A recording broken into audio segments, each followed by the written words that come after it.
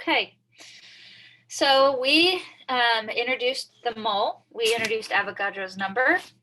We discussed how they are conversion factors between things like mass and moles. We learned how to calculate a molecular weight, the weight of one molecule, and we learned how to calculate a molar mass, which is the mass of 1 mole of molecules, okay? So things you should know. You should know Avogadro's number. You should know how to calculate a molar mass and things like that. So we're going to practice that today, and then we're just going to start review. And then Thursday, we'll just continue with review, okay? So let's look at this problem right here. It says, how many moles are in 60 grams of water? So we have a number of grams of water.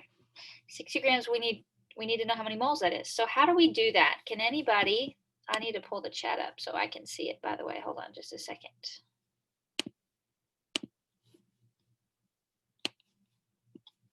Can anybody help me with this? What is something, how do we do this problem? This is a one-step conversion problem. And I'm looking in the chat that we need the molar mass of H2O, okay? Molar mass is a conversion. Good, good, good. So substance, water. Water is our substance, so we need the molar mass of water. So that's step number 1, is we are going to calculate the molar mass of H2O. So you'll need a periodic table handy. When I look at water, I have 2 hydrogens and I have 1 oxygen, so it would be 2 times the mass of hydrogen in grams, which if you look at the periodic table is 1.008 grams, and 1 times the mass of oxygen, I always use 16.0. Multiply those out.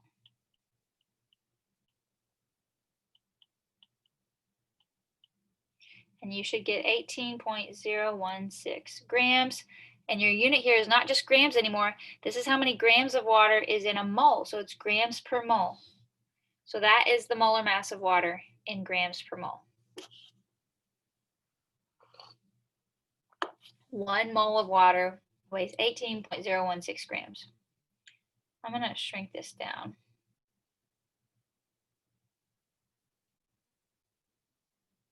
So I give us more space. Okay. All right, so we have the molar mass. Now what do we need to do? Can anybody help us out?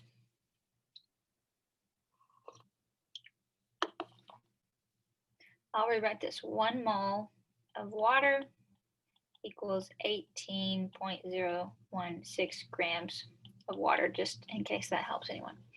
What should we do now? This is a one-step problem. Here is our relationship. Here's our conversion factor.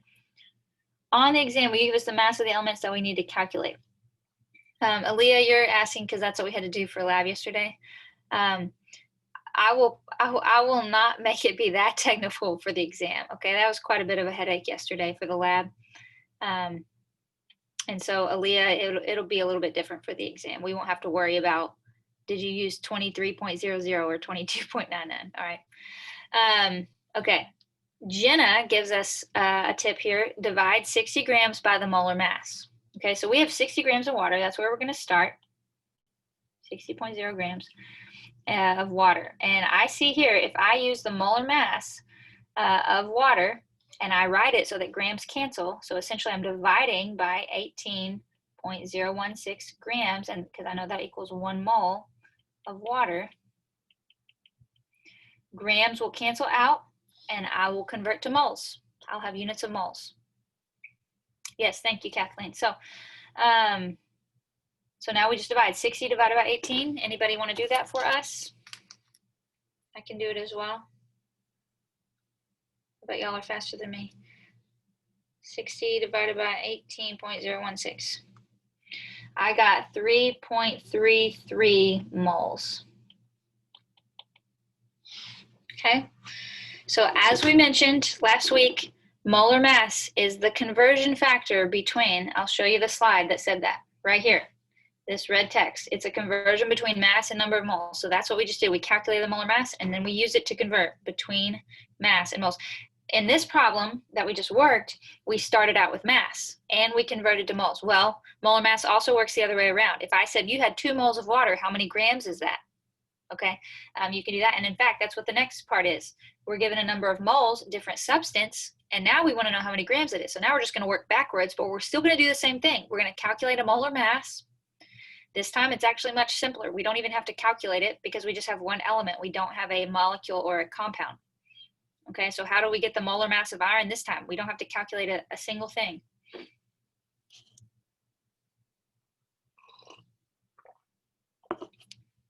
We just look at the periodic table. Anybody want to tell me? I actually don't have a periodic table. I could scroll down on my slides. I think there's one. Okay, thank you, Kate. Iron is 55.845, and this is how many grams of iron is in 1 mole of iron. So there's the molar mass. So we're going to start with the number of moles, 0.60 moles of iron. Now we're going to convert. I'm going to plug in this relationship down here. So 1 mole of iron, I want moles to cancel, is 55.845 grams.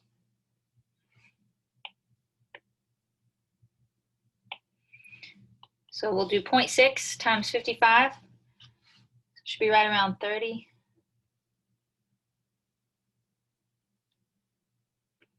I got 33. Thank you, Jenna. 33.507. Okay, so we worked it both ways, going from grams to moles up here, number 1. And then number 2, we worked it going from moles to grams. Molar mass is a conversion either way. Questions on that? I consider this to be a simple kind of style of problem from chapter 6. We're about to work more complicated problems as we go. Okay, so these are one step. Now they're not as simple as stuff we were doing in chapter 1. Okay, because you have to know how to calculate a molar mass, so on and so forth to do these. But I consider these to be more simple compared to what we're about to do. So I did want to look at this problem as well to illustrate a point about something. Let's read this and then we'll figure it out. So I have 4.7 grams of magnesium hydroxide. What is magnesium hydroxide? You need to be able to write that compound out.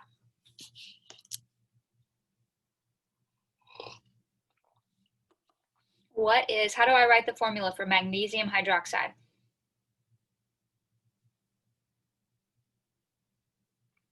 Anybody know? Kathleen says it is Mg, and Mg is in main group 2, so it'd be a +2 cation. Hydroxide is a -1, so we're going to need 2 hydroxides. MgOH2. Okay, so we have magnesium hydroxide. The question is, how many moles of magnesium hydroxide do I have? So we'll convert from grams to moles, just the way we did in the questions previous. But then it also asks this: how many moles of hydroxide ion and how many moles of magnesium ions? All right, so we'll look at those in just a second. First, let's figure out how many moles of this molecule that we have. So the number one thing we have to do is we have to first, step number 1, calculate a molar mass. So I have 1 magnesium. So I'll do 1 times, on the periodic table, I see it's 24.305 grams. I have, notice this 2 here applies to both oxygen and hydrogen. So oxygen, I'm going to do 2 times 16.0. And hydrogen, I'm going to do 2 times 1.008 grams.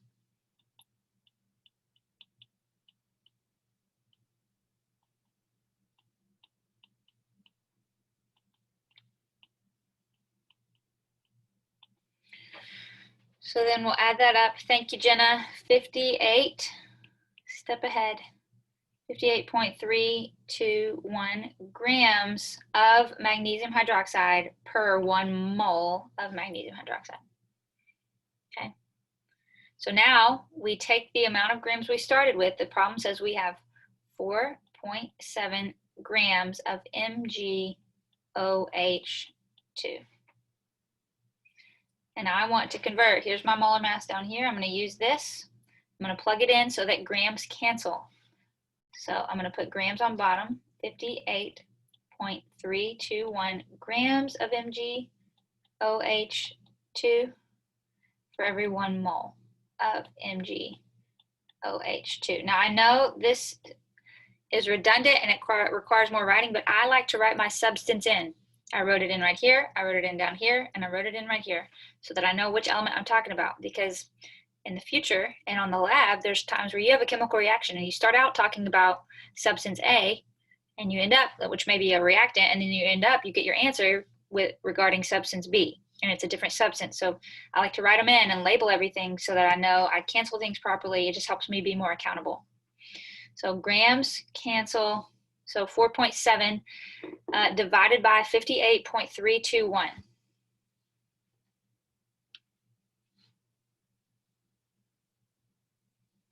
Divided by 58.321. And I got 0.08, if I round, it's 1 moles of magnesium hydroxide. Okay, thank you, Leah.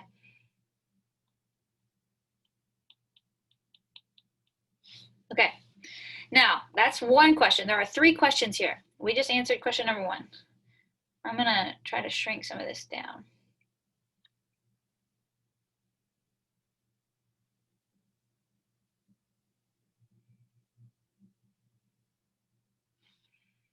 I'm gonna just delete that.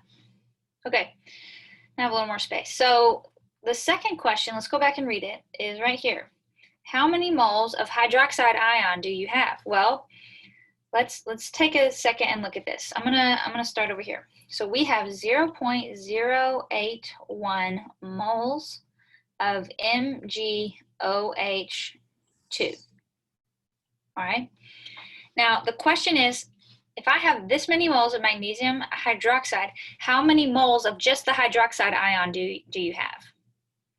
So let's look at this. Would you agree with me if I said for every 1 molecule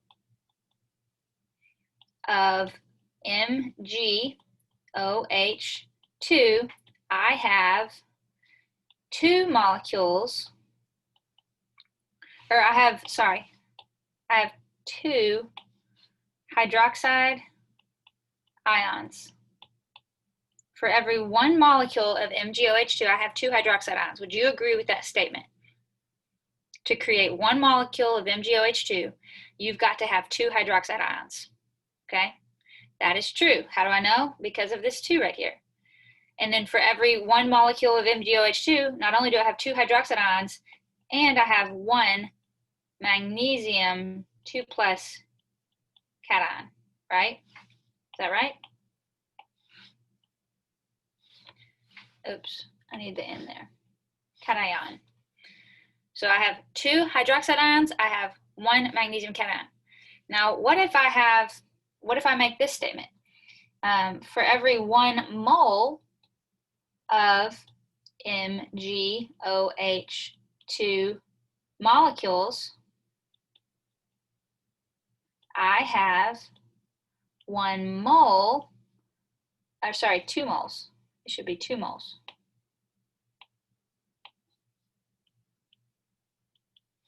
Of OH minus ions, and I have 1 mole of Mg2+ cations. Would you agree with that? We have not changed the ratio, I've just changed the unit. Instead of just talking about molecules as we are over here, now if I'm saying if I have 1 mole of MgOH2 molecules, I have 2 moles of the OH minus ions, and I have 1 mole of Mg2+ ions. Do y'all agree with that? Okay. So the question here is, how many moles of hydroxide ions do we have? Well, if I have 0.081 mole of MgOH2 molecules, how do I figure out how many moles of hydroxide ions I have? I can look at these ratios. For every 1 molecule, or every 1 mole of these molecules, I have double the number or the amount of hydroxide, right? It's a 1-to-2 style ratio. So I will just simply say, you can do it as a conversion factor. You can say for every 1 mole of MgOH2, I'm going to have 2 moles of OH minus anions, right? So then you just multiply by 2, and it becomes 0.162 moles of OH minus, okay?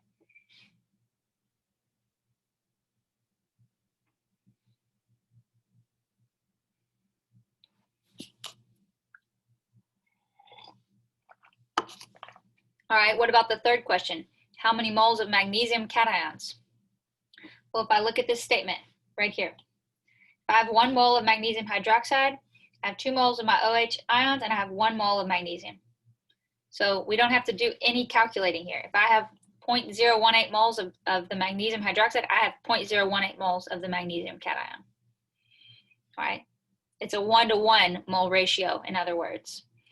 I know that language is not familiar. I'll explain that later more, but you could write it like that also equals, I'm just going to write my answer here, 0.081 moles of Mg2 plus, okay? Questions. Sometimes this is confusing for people. I have to think way, way, way back to the dinosaur ages when we did classes in person, but I would get confused looks sometimes in lecture when I would explain this. Any questions here? Don't overthink it. It's actually very simple.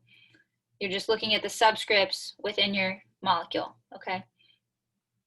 All right, so I actually do want to introduce a new term now so that we can be set up to finish working problems and complete chapter 6. So I'm going to introduce this term called mole ratios. So let's look at an example of a balance, or actually it's not balanced, we will balance it, but a chemical reaction here that says hydrogen reacts with nitrogen to make nitrogen trihydride, which is also known as ammonia. Ammonia is our lives depend on ammonia. You don't realize this, but our whole farming system, there's different sources of energy that we depend on ammonia for. Ammonia is a very vast, versatile, and compound we use a lot. So this is how you make it. You take hydrogen gas and nitrogen gas and you mix it together. So let's balance this equation. I have 2 hydrogens on the reactant side, 3 on the product side. To try to balance these, I'm going to put a 3 here and a 2 here. So now hydrogens, I have 6 total hydrogen atoms. 3 times 2 is 6. Over here, I have 2 times 3 is 6 hydrogen atoms, and then I have 2 nitrogens on each side. So I'm balanced. All right, so looking at this balanced equation, which we also have down below, I want to read these statements, these color-coded statements. So what the coefficients mean in a balanced chemical reaction, the coefficients tell you a ratio, a set ratio for every reactant and every product. The way I explained it yesterday in lab, for the people who showed up, it's like a recipe. You have your favorite recipe for whatever, chocolate chip cookies, and that recipe calls for a set ratio of ingredients. You need 2 sticks of butter and a cup of sugar and 3 cups of flour, okay? So if you change that recipe, you have to scale everything proportionally. Those numbers set the ratio for ingredients the same way the coefficients here set the ratio for your reactants and products. So what that means, I'm going to read the blue statement. This number of moles of hydrogen, 3, reacts with this number of moles of nitrogen, 1, to yield this number of moles ammonia, 2. Okay, so we have a set ratio here, 3 to 1 to 2. Now, what we can do with these coefficients in any balanced reaction is you can write out mole ratios. You can know however many moles of this I put in, I should get however many moles of this out, or I'll need X amount of moles of my other reactant to react with that first reactant. So let's write a mole to mole ratio between hydrogen and nitrogen. Okay, and I want you to write it as a factor, a conversion factor, 1 on top, 1 on bottom. Here's what I mean. Let's do the first one together. For every 3 moles of H2, I'm going to need 1 mole of N2, nitrogen. You could flip it. You could write nitrogen on top, hydrogen on bottom. It really doesn't matter. This is a mole to mole ratio. What that means is for every 3 moles, it's a relationship just for this reaction. If you change the reaction and talk about a different chemical reaction, you can't write this ratio, but for this reaction, you can. 3 moles of H2 to 1 mole of N2. That's the relationship. And here is it written as a conversion factor. Okay, now I want you to write a conversion factor between hydrogen, your reactant, and ammonia, your product. right? Write the conversion factor between hydrogen and ammonia. What you should have is for every 3 moles of H2 that we put into the reaction, my balanced equation tells me that I will get out 2 moles of NH3. That is a mole to mole ratio between our reactant hydrogen and our product ammonia. And we can write another one. Write the conversion factor between nitrogen and ammonia.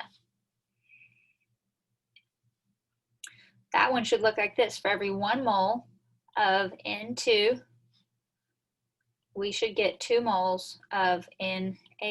Okay, and again, you can flip any of these and it's still the same same ratio. These are what we call mole ratios. Okay, all that they allow you to do is convert from moles of substance A to moles of substance B. Okay, so if I tell you I have 6 moles of hydrogen, how many moles of ammonia should I get? Can somebody tell me the answer? If I tell you I have 6 moles of hydrogen, how many moles of ammonia should I get?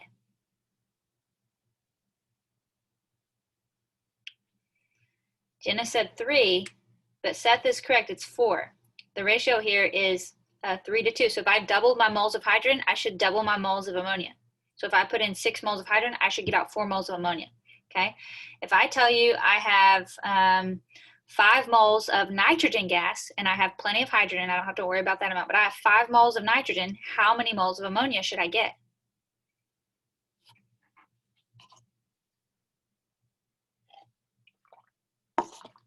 Abby says 10.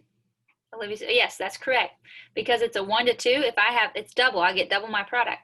So because it's a 1 to 2 mole to mole ratio, if I have 5 moles of nitrogen, I'll get 10 moles of ammonia. Okay. All right. This slide right here is something I would keep handy for the exam. Okay. They're just little diagrams. All right. And they're very generalized. Moles of A, moles of B, blah, blah, blah. But they will help guide you through the problems where some that we've already done and some that we're about to do. So let's say I give you a problem on the exam and I have moles of substance A and I say, here's some chemical reaction. You have 10 moles of substance A. How many moles of substance B are you going to get? How do you do that problem? This is a 1-step problem. And what this diagram says is all you need for this 1-step problem is your mole ratio. Okay, what we just wrote up here, you would make sure you have a balanced reaction, write out your mole ratio, and then you can calculate how many moles of substance B. That is a 1-step conversion problem. Okay, and you use the mole ratio to do that. Okay, now what if I give you a problem where I say you have 2 moles of hydrogen or whatever, and I want to know how many grams of hydrogen is that? I can do that for any substance, any formula, any compound. How do you solve a problem like that where I give you moles and I ask for mass? It's a 1-step conversion problem. In fact, we started out lecture doing one like this today. Use the molar mass of that particular substance, okay? So molar mass, what we said, relates moles and mass, and I could equally draw arrows this way, okay? It allows you to convert back and forth between these 2 terms. All right, now here's what we're getting to. Diagram, I'm gonna call it diagram 3 over here. What if I give you the mass of substance A? So let's look at this equation here. What if I said we had 100 grams of hydrogen and I want to know how many grams of ammonia am I going to get out? I'm going to pause right here. Remember, some of you might be thinking, why the heck is this important? Remember earlier, well, last week when I said our bodies require a recommended amount of nutrients? Okay, the FDA, the CDC, they require us to eat so much sodium, so much sugar, so much blah, blah, blah, so many carbs. Remember, we work in terms of mass. Here's why this stuff is important. Everything in our body is a chemical reaction. Okay, it looks like that to our bodies. We work in terms of mass. So this is important because there are times we need to know, if I put in X amount of A, a certain mass, grams, how much of B am I going to get? Well, here's how you solve this. You're going to need to use both molar masses and a mole to mole ratio. You start with the mass of A. That's something I give you in the problem. Okay, how do you solve this? It's 3 steps. You start with the mass that I give you for the substance that I tell you. The first thing you need to do, step number 1, is you need to convert to moles of A. Well, how do we go from mass to moles? We already know that. We use the molar mass. So here we're going to use the molar mass of substance A. once we've converted to moles of substance A, remember molar mass has units of grams per mole. Okay, so that's how that's how you go from mass to moles. Once you have moles of A, okay, if I'm trying to get the mass of substance B, well, first I'm gonna, after I can get moles of A, now I can look at my chemical reaction up here. If I tell you 100 grams of hydrogen, convert to moles of hydrogen, now I can use a mole to mole ratio. Remember, mole to mole ratios let you go from moles of substance A to moles of substance B. Let you convert that way. So that is step number 2. You need to get the mole ratio from looking. How do we get a mole ratio? You look at the coefficients in your balanced chemical reaction, and you write out your mole ratio for moles of substance A to moles of substance B. Okay, now obviously it won't be A and B in a real problem. These are just generalized letters here. Okay, then you have one more step. After you do these 2 steps, you have one left. Step number 3, I now have moles of B. How do I go from moles to mass? We already know that. Okay, that is our molar mass. But here it's for a different substance. Now we're talking about substance B. So we're going to use the molar mass for substance B. Remember, that is going to be grams of B per mole of B. So in this problem up here, hydrogen would be my substance A, ammonia would be my substance B.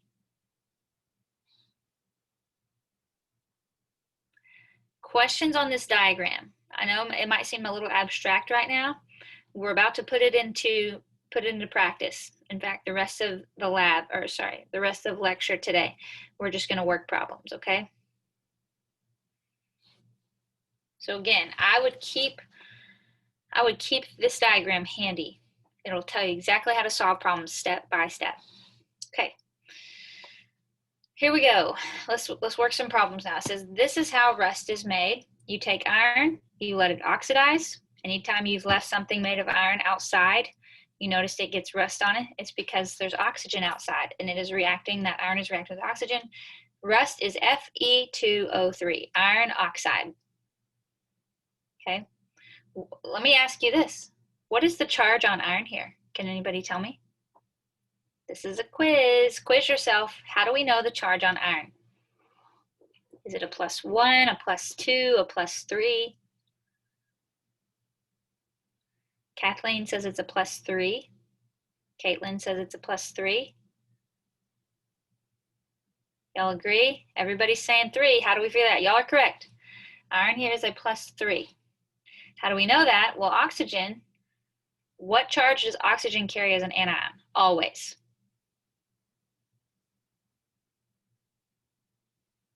Oxygen is always going to be a -2. Now guess what? We have 3 oxygens, 3 of those anions. So times 3, total, we have -6. The total magnitude of negative charge here in this compound is -6. We know it's a charge neutral compound. So the only thing that balances -6 to 0 is +6. That adds up to 0. So the question is, what's my charge on iron?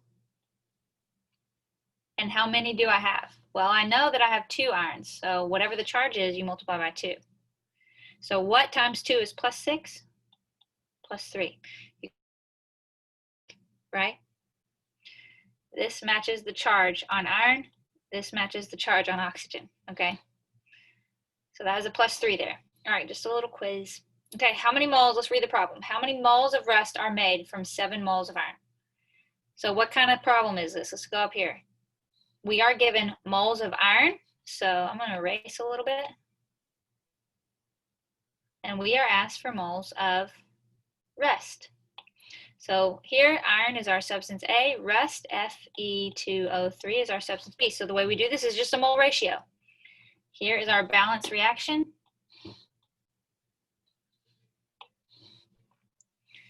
So first, let's write our mole to mole ratio. So we need the ratio between iron and rust. That is a 4:2. So for every 4 moles of Fe, it's 2 moles of Fe2O3. There is our mole ratio. Again, we can flip it if we need to. We'll figure that out in a second. So start with the number of moles of iron given, 7.0 moles of iron.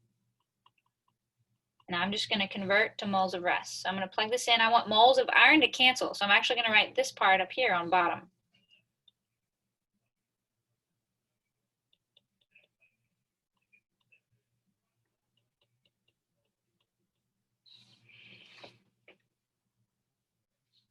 So I plugged in my mole ratio, moles of iron cancel, and I'm going to be left with moles of rest. So you do 7 times 2, which is 14. Divide that by 4. What is 14 divided by 4?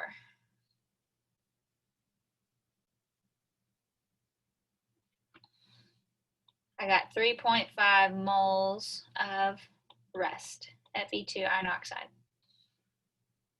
Okay. Questions on how we did that?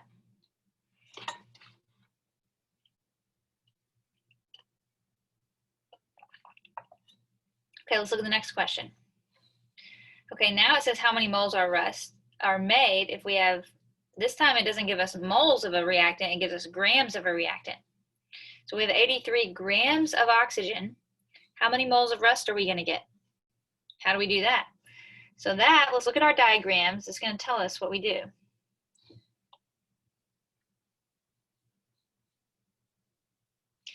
So here, it's, they gave us the mass of substance A. This is the mass of oxygen. Oxygen is substance A. And we're not actually going to go all the way to mass of rest. We're going to stop when we get moles of rest. Rest is substance B. So we're going to just do these first 2 steps, and then we'll have our answer. We actually don't have to do step 3 here, because it's not asking for grams of rest. It's just asking for moles. So step 1 says we need the molar mass of substance A, which is oxygen. Okay, so let's get the molar mass of O2. So we have oxygen, and we have 2 of them times 16.0 grams. That is 32.0 grams per mole. That is the molar mass of oxygen. Here is where the diatomics will trip you up every time. When you go to calculate a molar mass, if you forget that you're dealing with a diatomic, you'll get the molar mass. You will only get half of it. Okay, you have to remember that O2 is diatomic, or oxygen is diatomic, so therefore we got 2 of these oxygen atoms. All right. Now we're going to start with let's look at our diagram, start with the mass of A, and we're going to do step number 1, which says use the molar mass and convert to moles. So we're going to go from grams of oxygen to moles of oxygen. So we have 83.0 grams of oxygen. Use the molar mass we just calculated, 32.0 grams for every 1 mole of oxygen. That is step number 1. So if you notice, grams of oxygen cancel, grams of oxygen cancel. Now we have moles, but we're not done because the question says how many moles of rest, not how many moles of oxygen. So let's go up here. Step number 2 says now, this is step number 2, now we need the mole ratio so that we can go from moles of oxygen to moles of rest. So what is our mole ratio? Let's look at our balanced chemical equation. For every 3 moles of oxygen, we'll get 2 moles of rest. So it is a 3 to 2 mole ratio. So here's our mole ratio.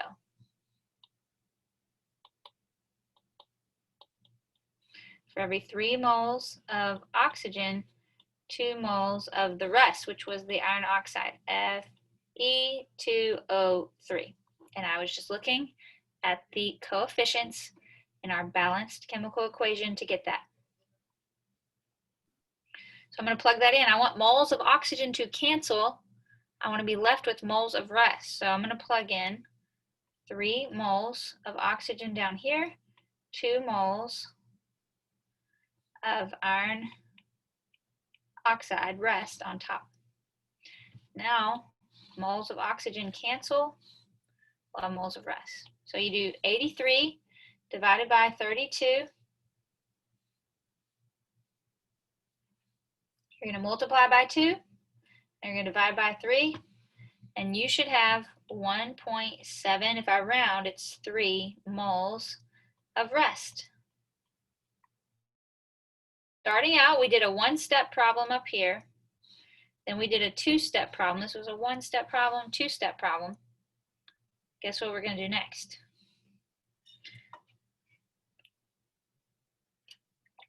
We're going to do the whole enchilada. The whole daddy shark. So my daughter is obsessed with the song Baby Shark. And she has started to apply it to literally anything. My sister gave her this little wallet, and then she's walking around the house the other day going, wallet, shark, doo doo doo. It's awesome. Okay. How many grams of rust are made from 146 grams of iron? So we have 146 grams of iron. This is our substance A. This is what we start with. How do we know? Well, that's what we have information on. If I give you the mass of a substance, that is your substance A. Here, rust is your substance B. So we're going to do all 3 steps. We're going to do all 3 steps in this diagram. My eraser isn't working. Well, anyways, just trying to erase. So let's get to it. The first thing we need to do is we need to go from grams. So step number 1 is we need to go from grams of iron to moles of iron. How do we do that? What do we need? Anybody tell me? The molar mass of iron. We need the molar mass of iron, and that's pretty simple. I think we actually have it from, somewhere. We have it from somewhere. Where did we have that? Do we have it up here? Up here. Here it is. I remember we wrote it down. 55.845. That is the molar mass of iron. 55.845.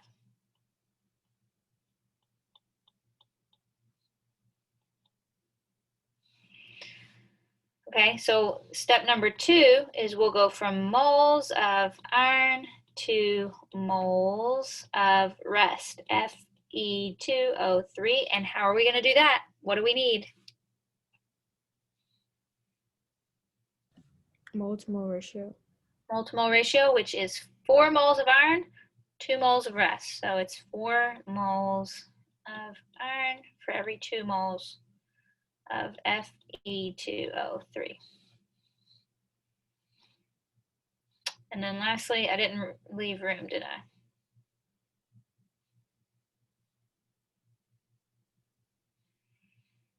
Guys, I'm getting good with this like iPad stuff. I just need y'all to applaud me. Some of y'all may be thinking, no, you're not. Okay, step number 3, once we have moles of rust, we're going to convert to mass of, just when I start to brag on myself. Oops. Okay, and to do that, we're going to use the molar mass of Fe2O3. So we have everything else we have for these other steps. Let's go ahead and calculate the molar mass of rust, and then we can just plug it in, boom, boom, boom, get our answer. So what is the molar mass of rust? We have iron and we have oxygen. We have 2 iron atoms, 55, what was it? 0.845. That's grams. And we have 3 oxygens. Each one is 16.0 grams. So we're going to multiply these and add them up. 16 times 3 is 48.0. Does anybody have iron for us? Thank you, Abby. Oh, thank you, Jenna. Thank you, Abby. Oh, is this the total? 159 is the total? Okay. 159.69 grams per mole. So I didn't calculate the iron by itself, but it's going to be around 111 something. All we needed was the total. All right, so now let's do this whole thing. So we're going to start with 146 grams of iron. And now we're going to do step 1. Plug in the molar mass of iron to convert to moles of iron. So 55.845 grams for every 1 mole. And step 2, so grams of iron cancel, make sure we cancel those. I'm showing you how I want you to work this out for the exam. You will totally have a problem like this on the exam. very similar. You'll have a different chemical reaction, but I'll give you mass of one item and I want you to go to mass of the other, okay? This is how I want you to work it out. I know people can tend to do it different ways, and as long as I can follow your steps, good. But if you're not sure how to work it out, here's how I want you to work it out. Now the mole to mole ratio. I want to put moles of iron on bottom because I want to cancel it. I have it on top already, so I'm going to plug in 4 moles of iron on bottom, 2 moles of rust on top.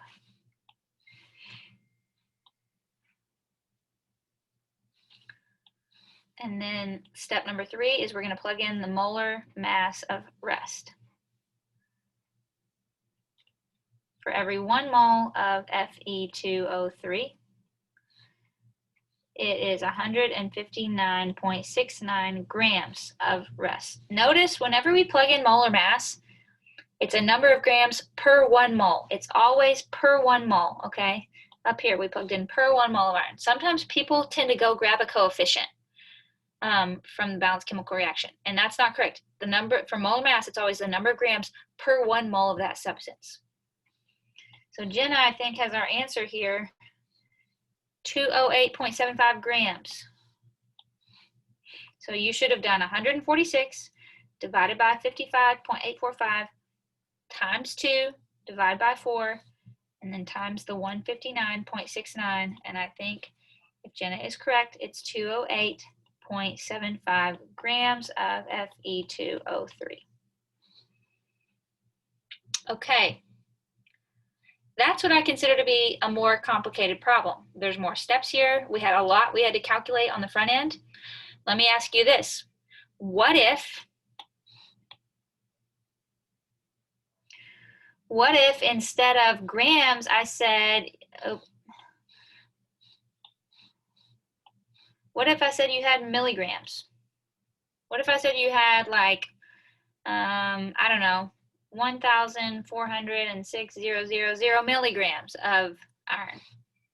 Would that complicate the problem much? A little bit. Thank you, Abby. All you do is you convert milligrams to grams first.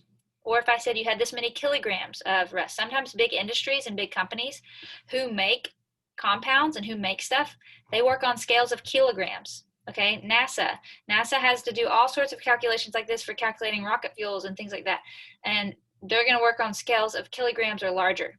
All right, so anyways, that is one additional step you may have to do on a problem like this, but you know how to do that all day long. You would just need to first convert milligrams or kilograms or micrograms to grams. Then you use the molar mass, the mole to mole ratio, so on and so forth. Any questions on this? Okay, if you are struggling right now, if you feel totally lost, can't keep up, I don't know how they're doing what they're doing, you need to send me an email, okay, or reach out to a tutor, but I'd prefer you let me know so that I can schedule some time to help you this week before the exam. All right, this may be the hardest problem we're going to do today. Y'all ready?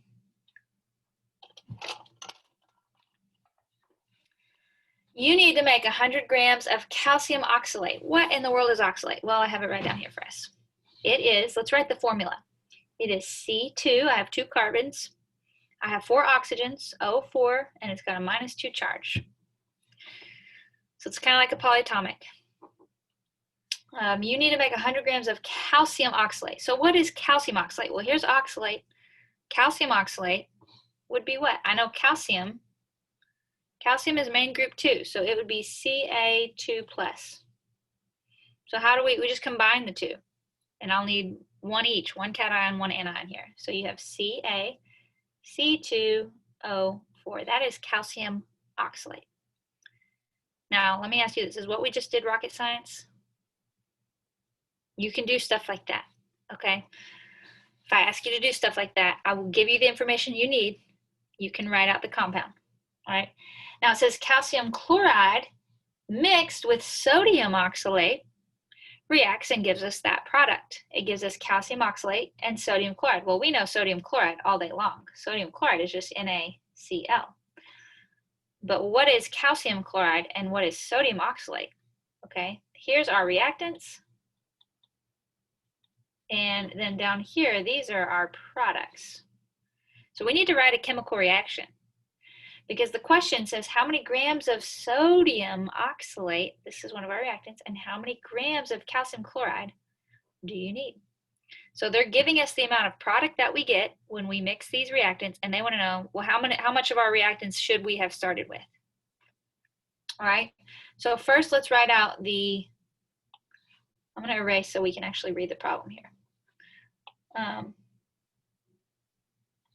We have calcium chloride mixed with sodium oxalate. So let's write these reactants out.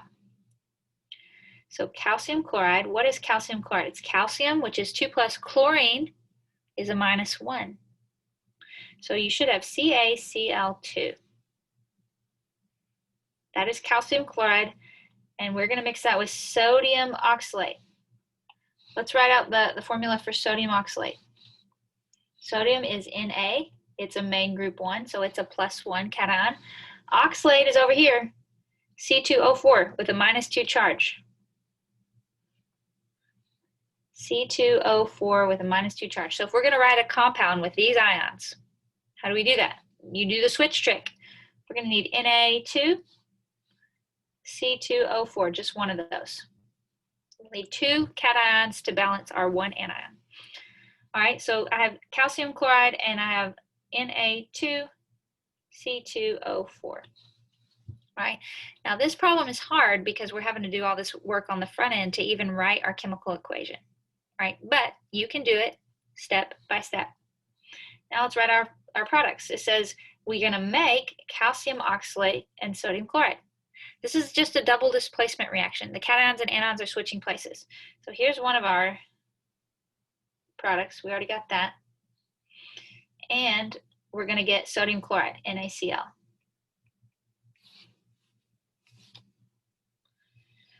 So boom, there's our chemical reaction. The only problem is it's not balanced yet. So I'm going to change colors here and let's write in our coefficients. Let's shrink this down. So let's look at this. I have 1 calcium on my reactant side. I have 1 on my product side. Good. Oop, I notice over on my reactant side I have 2 chlorines. On the reactant side, but I only have 1 on the product side. So what if I put what if I put a 2 right here? Now my chlorines are balanced. Now that also balances your sodiums. I have 2 sodiums on the reactant side. Now I have 2 on the product side. And I have 1 oxalate. This whole thing right here is oxalate. And I have 1 over here. So I should be balanced. I think I'm balanced. If anybody is noticing something I'm not noticing, let me know now. Okay, so we got our balanced reaction here. Now, how many grams of sodium oxalate? And there's 2 questions. And how many grams of calcium chloride? So because there's 2 questions, we're going to have 2 separate problems. Let's just focus on question number 1. How many grams of sodium oxalate are we going to need to make 100 grams of calcium oxalate? All right, so because our answer is going to be grams of sodium oxalate, we're going to call this substance B. And the calcium oxalate is just what we have info on. We have info on this one. This is substance A. All right, because remember the diagram? Let's go look at the diagram. We are going, here's our diagram. We have 100 grams of the calcium oxalate, and we want to know how much of the sodium oxalate. So we're literally going to follow this diagram step by step to do that. So we need the molar mass of both substances. So I need y'all's help really quick, and we need the mole to mole ratio. So first, let's get the molar mass of calcium oxalate, and then let's get the mass of sodium oxalate. So for calcium oxalate, CaC2O4, we're doing the molar, I'm going to abbreviate, molar mass. Calcium is 40.078 grams. Carbon, it should be 2 times 12.011 grams. This was 1 times that.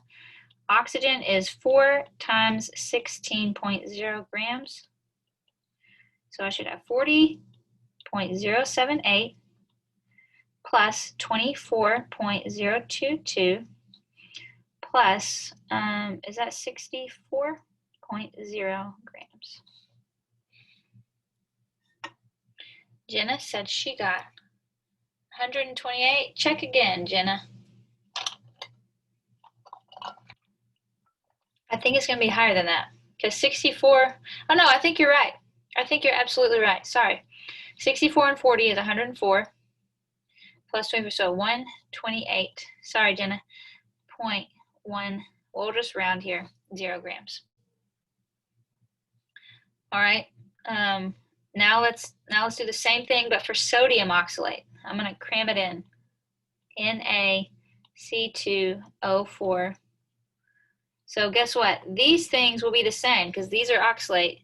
This time we're adding in sodium. So the molar mass of sodium,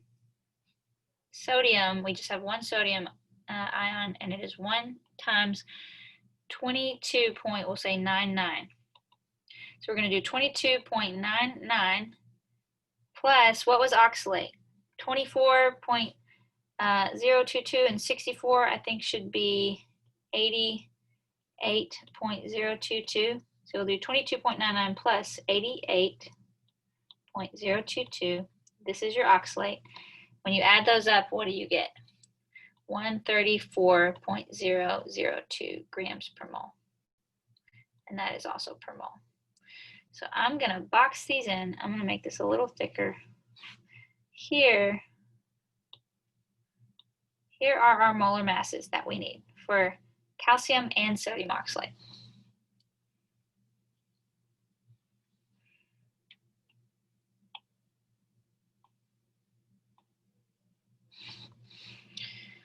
Okay, the last thing we need is molar mass. Sorry. The last thing we need is the mole ratio. Last thing we need is mole ratio between sodium and look, it is a 1-to-1. We have understood coefficients of 1 here. Now that doesn't mean we can skip this step, but that does make it mathematically easier. So we're going to start with 100 grams of calcium oxalate. So I'm going to kind of zoom in so that I can write smaller. Isn't sodium 111.012? That's what I got too. Oh, did we miscalculate? So 88 and 22 would be 110. Okay, thank you guys. I think you're correct, 111.012. 22 and 88 is, yeah, 110, and then, so we'll do 111.012.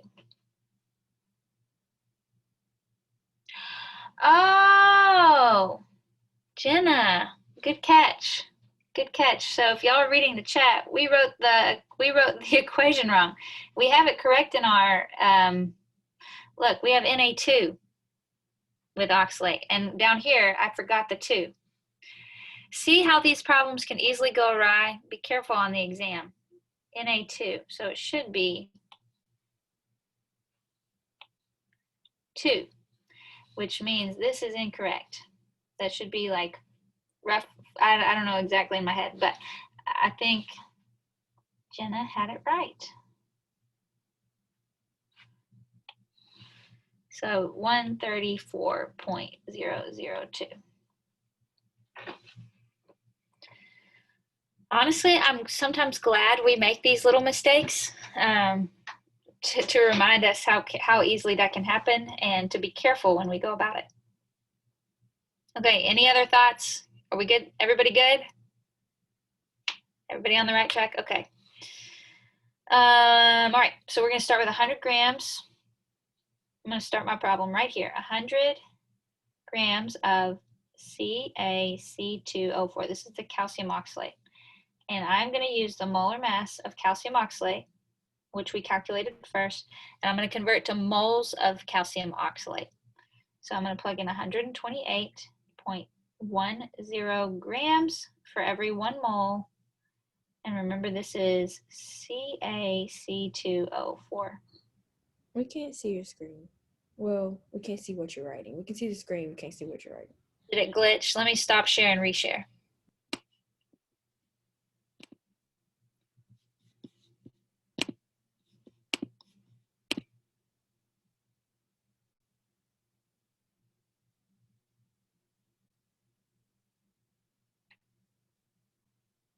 Can you see now?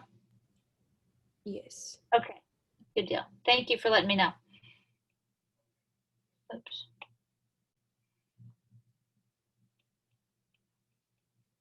So all I've done is I started with the number, the amount, the mass of calcium oxalate, and I plugged in the molar mass to convert from mass to moles.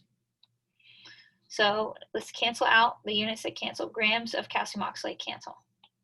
Step number 2 is what? If we look at our diagram, if you forget, step number 2 is the one I have circled. Now we have moles of calcium oxalate. Now we're going to use the mole to mole ratio, convert to moles of sodium oxalate.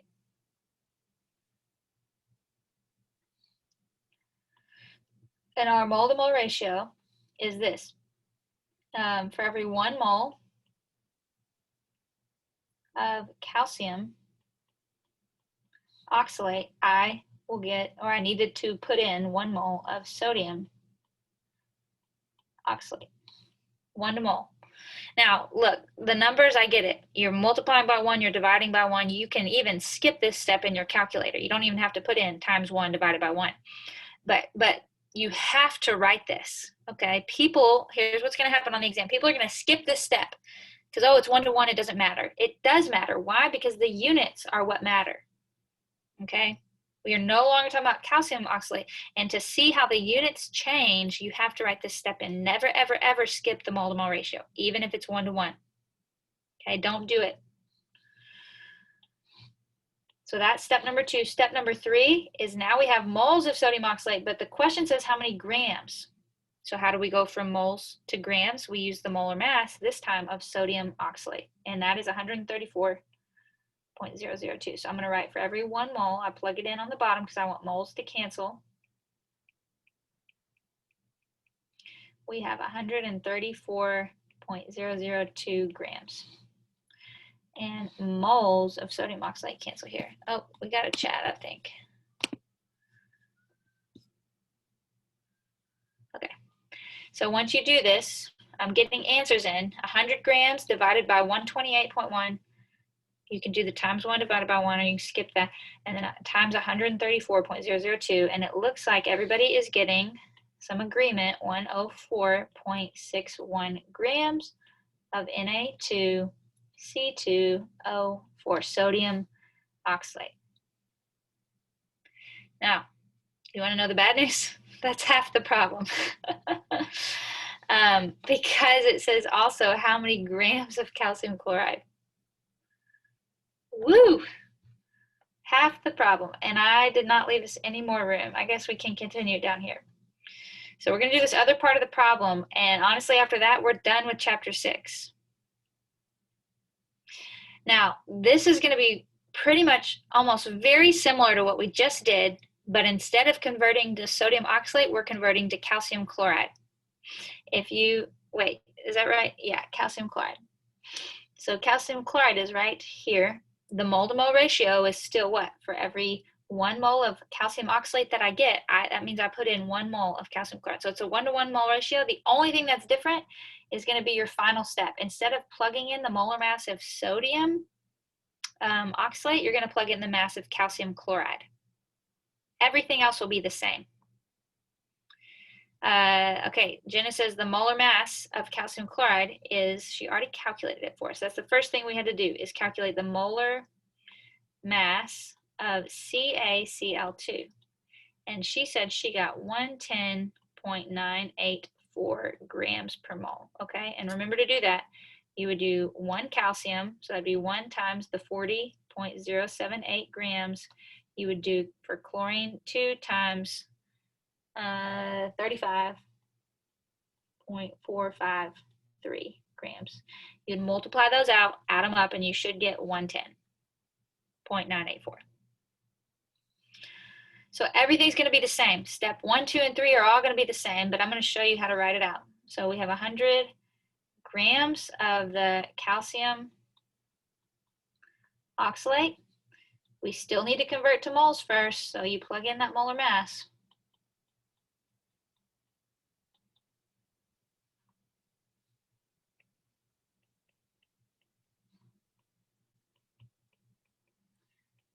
then mole to mole ratio, but here we're converting to moles of calcium chloride, and we said it was 1 to 1. For every 1 mole of CaC2O4, we get 1 mole of CaCl2. And then lastly, for every 1 mole of CaCl2, plug in your molar mass, 110.984.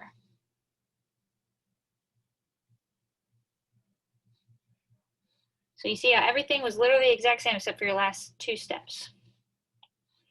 Grams of calcium oxalate cancel, moles of calcium oxalate cancel, moles of calcium chloride cancel, and you should be left with grams of calcium chloride. Anybody have the answer?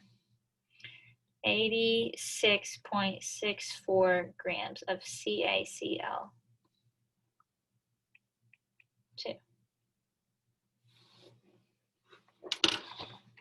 Okay, that was a big problem. Okay, this is going to be like the 10-point problem on the exam, okay? This would not be a multiple choice. So I would want you to show your work, show me how you calculate molar masses, show me how you get your plug in your mole to mole ratio, so on and so forth. Questions here? Well, we have very little time left, so we won't do much review. We'll probably do about 5 minutes of review and wrap up 5 minutes early and save some review time for Thursday. But let's just take a breather for a second. You guys have done a lot of work. Chapters 4, 5, and 6 are a lot of heavy lifting. Before we actually do this, I want to find a blank slide. Do I have a blank slide? I wish I had a blank slide. Let me actually just go create one, a new note. I want to write down kind of the way we did when I did a little review for exam 1. What are some topics you think that are going to be on exam 2? Think back over chapters 4, 5, and 6. Let's see if we can come up with 10 topics or several that are going to be on exam 2. Anybody want to throw one out there? Redox reactions, yep.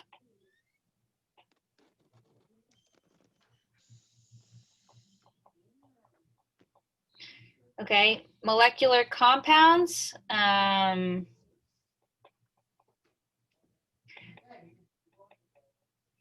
Okay, writing them and naming them. Remember how to name binary compounds? Look at y'all. Y'all are throwing this. I can't even keep up. Okay, molecular compounds. Kristen said 3, balancing. Chemical equations. Kate said Lewis structures. Absolutely.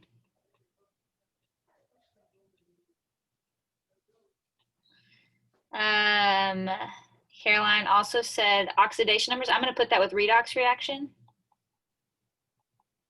Assigning oxidation numbers. Absolutely. Okay, James brought a good one. Polar molecules, determining if a molecule is polar or not. I'm gonna also write polar bonds. So you'll have determining if a bond is polar or not. So polar bonds. And polar molecules.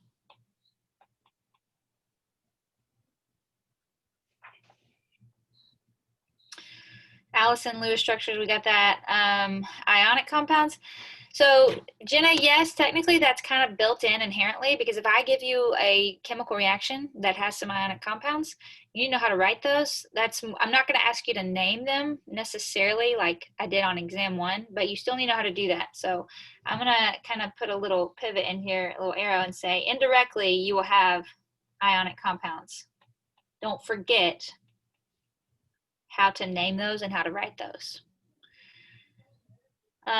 Naming binary compounds, Aaliyah hit that. So yes, I mentioned that on part number 2. Condensed structures. Thank you, Allison. Don't forget Lewis structures, but then how to read a condensed structure and draw out the Lewis structure.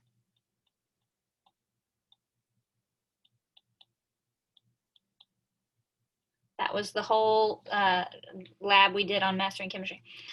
Aaliyah mentioned a good one. Vesper. Okay, so this is, I'm going to write geometry. Molecular geometry. Okay, remember naming the central atom, the geometry of the central atom.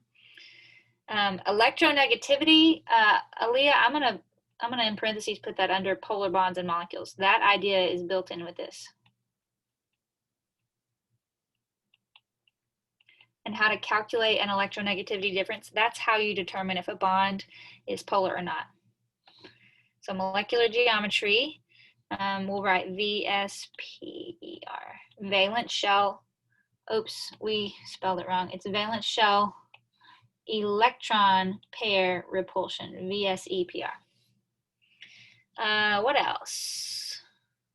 Allison in general wrote types of chemical reactions, and I like that because we have the precipitation reactions, the acid-base reactions, and then there were the initial 5 I introduced, okay? Combination, decomposition, single, double displacement, and combustion. So those 5 plus the other 3 being the redox, precipitation, and acid-base. So there's 8 kinds there. We have combination,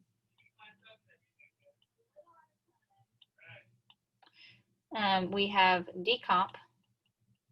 decomposition, we have single displacement, double displacement, combustion, and then we had precipitation. Guess what? You need to know for this, your solubility rules.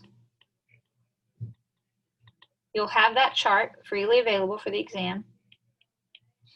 You'll have the electronegativity chart and the table that classifies if a bond is nonpolar, polar, or ionic. I'll give that to you on the resources page for exam 2. Acid base and redox. That's all the kinds of chemical reactions. Yes, Kate mentioned solubility. So good thinking, guys.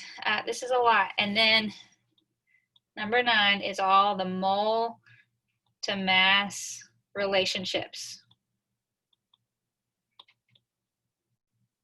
That's everything we did in chapter 6. So I'll put that under